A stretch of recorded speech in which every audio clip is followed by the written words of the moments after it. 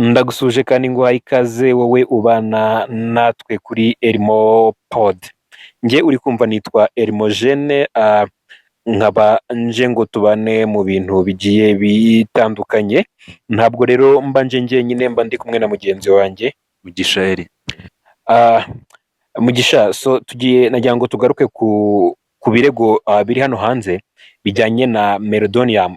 Biri kuvugwa ku mukinnyi wa Chelsea Michael Modric. Ubundi mbere yuko tujya kuri ibi bintu bijyanye na drug muri Chelsea, iyi Meldonium ni ikiyobyabwenge wasobanura gute abadukurikiye kugira ngo bamenye ibyo uyu mukinnyi wa Chelsea ari gushinjwa?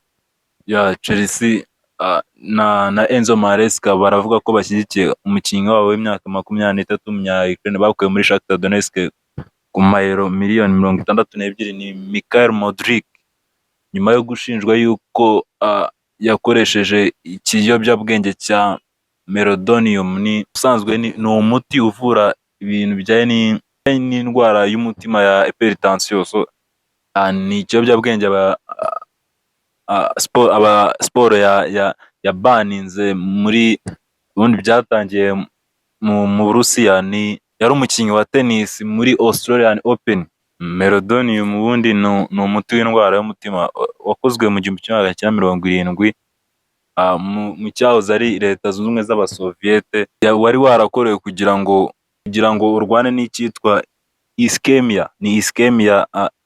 Ni igihe amaraso agenda nyine atangirwa n'ibice by'umubiri, ugasanga nyine inzira z'amaraso nyine zimeze nk'izigiye zifunganye nyine ari ntoya, cyangwa se ugasanga wenda ni nk'inyama z'umubiri cyangwa se n'ibindi bice by'umubiri. So iyo ikintu yongera ni ibyo bita nka metabolism. So iyo ikintu yongera ni ubwo urumva ni imbaraga z'abatlete bose muri rusange, ariko by'umwihariko anga kubera ari Michael Modric. So reka tuvuge wenda nko ku ruhande rw'umupira w'amaguru. So ni yongewe mu cyo bita wakwita nka WADA cyangwa se World Anti-Doping Agency mu kwa mbere umwaka wa 2016. Yongerwa nyine muri liste y'ibintu biri banned. Bamwe mu bantu nyine mu bantu ba mbere bagiye bagongwa n'ino liste ya doping harimo hoze ari umukinnyi wa tennis w'umurusiya Maria Sharapova. Test yakoze muri 2016 muri Australian Open yatumye bamuhagarika imyaka 2 na International Tennis Federation, ndetse yemeye icyaha yuko yakoze nyine ikosa rikomeye mu gukoresha nyine ubu bwoko bwa doping. Izindi doping ni zagiye zigaragara ku basore nk'umunyezamu wa Manchester United ya Andre Onana agikina muri Ajax. Yakoresheje ni ibiyobyabwenge bituma umuntu agabanya ibiro.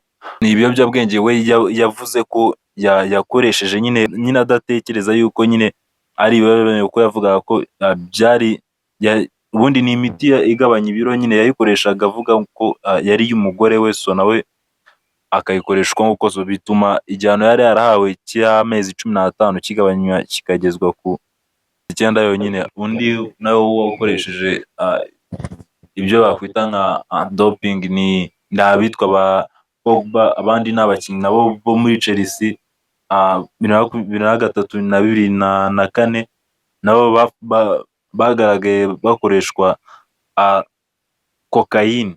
Hari abitwa ba Bosnich n'abitwa ba Mutu. So ni ikintu kitagaragaye ku nshuro ya mbere mu ikipe ya Chelsea, kuko n'imyaka 20 ishize byaragaragaye, sibyo ko bwari ubwoko nyine bw'ibiyobyabwenge bitandukanye nyine n'ibyo turi kubona uyu munsi.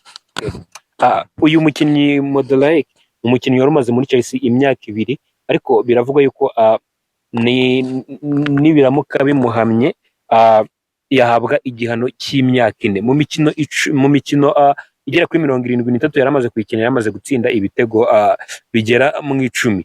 Chelsea nibiba ngombwa ko uyu mukinnyi yahana, Chelsea yabibuze umukinnyi w'ingenzi.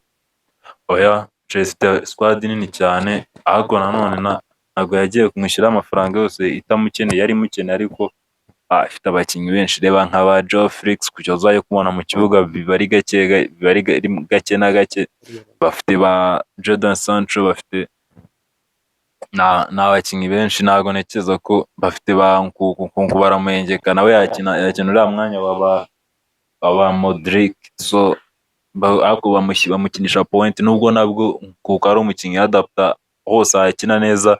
So n'ubundi yakinaga imikino mike, yaheruka gukina match yo muri conference, so muri Europa Conference. So ni Mikhail Modric waje yitezweho byinshi, ariko utaragaragaje nyine ibyo yari yitezweho nkuko babiteganyaga. So numvise na perezida wa Shakhtar Donetsk avuga ngo ntabwo wahereza umuntu, wenda niba avuze ngo ntabwo wahereza umuntu Ferrari, nko kuvuga nyine ngo ntabwo bazi gukoresha nyine Modric ngo ababyere umusaruro nk'uwo yatanga nyine akiri muri Shakhtar Donetsk.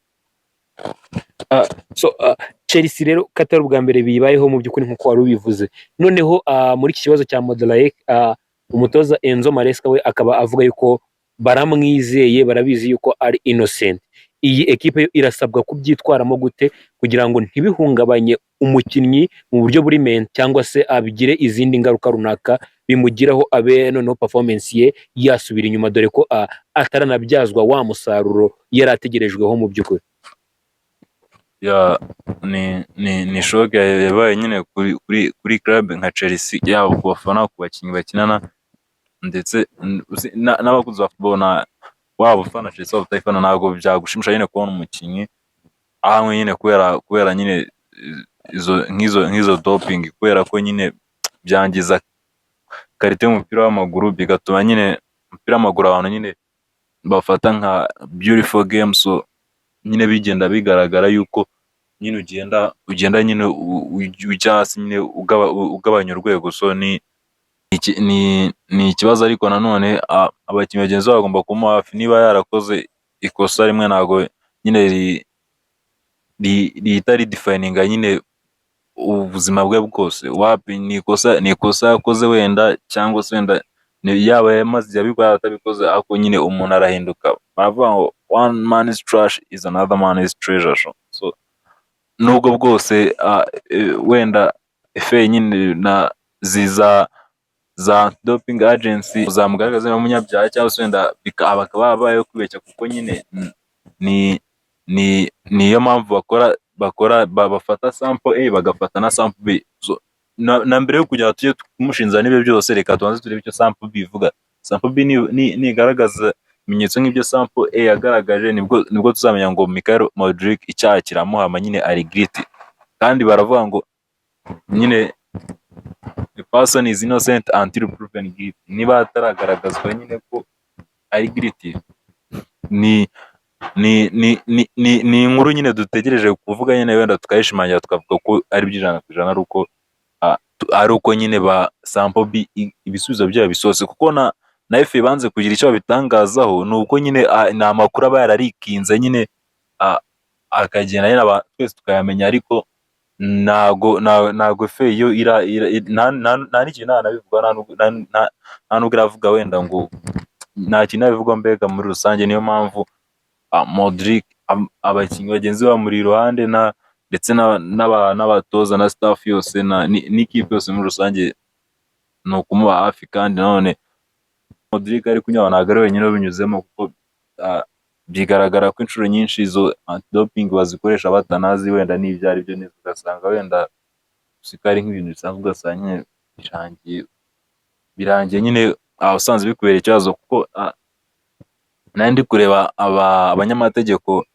bavuga nyine kuri anti-doping, bavuga waba ubizi, waba warikoresheje ubizi cyangwa se utabizi, cyangwa se kushakira bwawe, cyangwa se wenda harimo kutamenya, ni inshingano zawe nyine, birakureba nyine, ni we bireba, ni amakosa yawe nyine. So ni ikibazo cyabaye, ariko nyine bagomba kumenya ko Mikhail Modric ni umukinnyi wabo, nta kundi nyine bagomba kumufasha mu bihe nyine bigoye ari kunyuramo.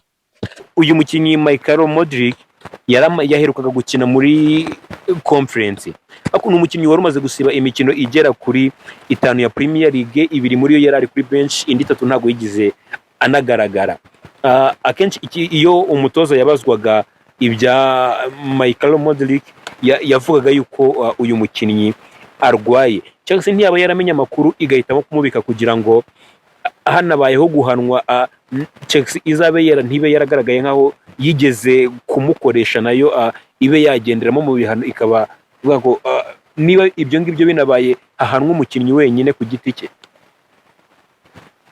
N'ubundi uko mbizi muri procedure bigenda bahana umukinnyi ku giti cye, kuko ntabwo equipe ariyo nyine ikora nyine izo test zikorwa na English Football Association. So niyo mpamvu numva ko n'ubundi na ruhare Chelsea yabayigizemo. Ruhare Chelsea yabigira umuntu kumukoresha babizi neza yuko Modric yatestinze positive nyine kuri Melodium test, babizwe nyine yatsinzwe doping test, kuko ni Chelsea kumenya ko mu mpamvu zatumye Michael Modric wenda adakinishwe, wenda yego ari squad nini ya Chelsea, ndetse no kuba baramenye ko barabizi, kuko ntago iyo umukinnyi nyine atsinzwe test za doping, umuntu wa mbere menyeshwa ni umukinnyi ku giti cye, ndetse bikamenyeshwa na club.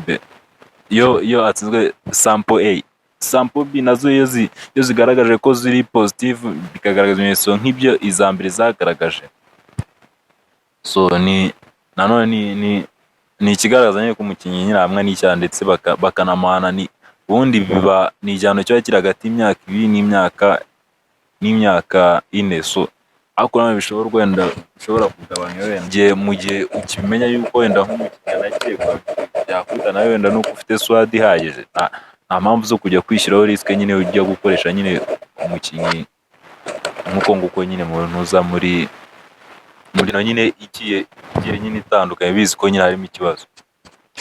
Akaba ari rero kuri Michael Modric muri statement yiwe we avuga yuko atiyizi akoresha ibyo biyobyabwenge, ndetse anizeye yuko ibisubizo bindi bizaza bimurenganura, nta kibazo kindi azaba abihuriramo nabyo. Yizeza abafana yuko vuba cyane ari bugaruke bari mubone Stamford Bridge arimo gukina cyane, ahereza atanga uruhare rwe muri equipe ya Chelsea kugira ngo ikomeze yavanse ibe yanagera kure. So ndagushimiye rero wowe ubana natwe, Imana iguhe umugisha mu by'ukuri ku biganiro byacu ukurikira, reba n'igikurikiye.